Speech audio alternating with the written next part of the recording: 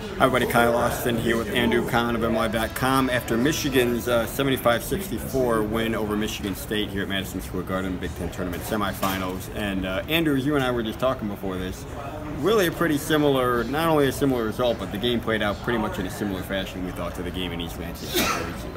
Absolutely, it's great to see you again, and yeah, we're kind of telling a very similar tale here on this video as far as those first 5 minutes especially are worth noting. It was a sellout crowd here at the Garden, right? And it was a real sellout. I didn't see any really empty pockets. Pretty even split in fans, I'd say. Maybe Michigan had a few more. And it was chippy and it was energetic early. And I don't know, would you say that Michigan State didn't handle that well after that, or what? You know, they settled in some, but overall, I mean, they just didn't really have it in the second half. I thought, you know, they rebounded really well. That's kind of to me how they kind of got back in after that bad stuff. They rebounded well. They had a lot of good offensive putbacks. They defended pretty decently. And I think they went on. Let's see, they're up 3 at halftime. But it was just kind of that same thing as before in East Lansing, is, you know, close game, and Michigan just outplayed them down the stretch. Right. I mean, there's really no two ways about it. They rebounded better, they hit more shots, they defended well. Mo Wagner didn't play great, but he hit some big shots. Marr hit some big shots, and really for Michigan State outside of Malik Bridges, no one was doing much of anything offensively. Right. I mean, Mo was not the story like he was in that first meeting. Career high 27. I think he ended up today 15. with 15. But he did have a few key baskets in the second half there.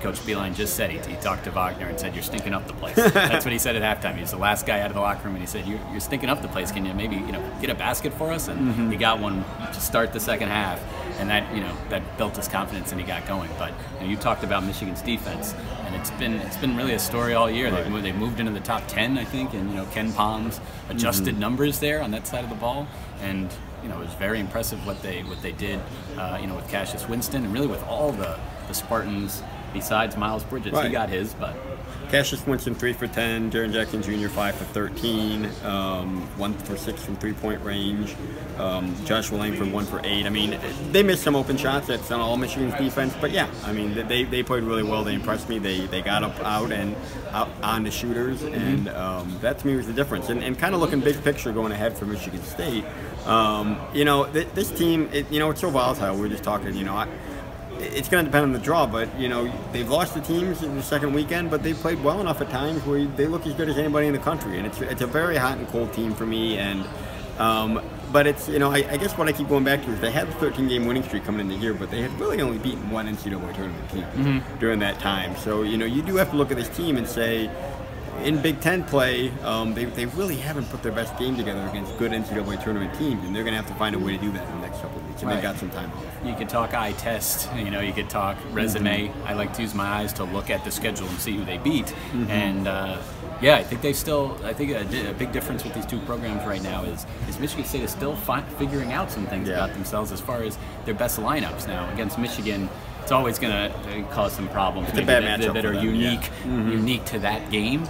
But still, exactly how much Jackson plays and Ward plays, I think are still questions for Tom Izzo to figure out. Meanwhile, John Beilein has got his team.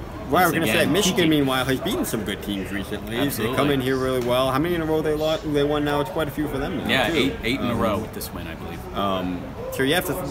What do you look at then for them for the NCAA tournament? They look like a team that could beat some guys too. Yeah, I talked to Jerry Palm, who does bracket predictions for CBS. He's here this weekend, and he told me that they could play themselves into a 4, with a strong performance here, and that's then you're talking maybe potentially jumping some teams to get into that Detroit pod. That would be very big. Yeah. So and Michigan State, meanwhile, might have lost Detroit today, which we'll talk about more next week. Yeah, that's absolutely a possibility. But Michigan playing for a second straight Big Ten championship tomorrow against the winner of Purdue and Penn State. So the week off will be time for reflection. If Michigan goes and wins tomorrow, maybe they're going to wish they were just getting right back out there. Right. But, we'll have more on that certainly on MLive next week.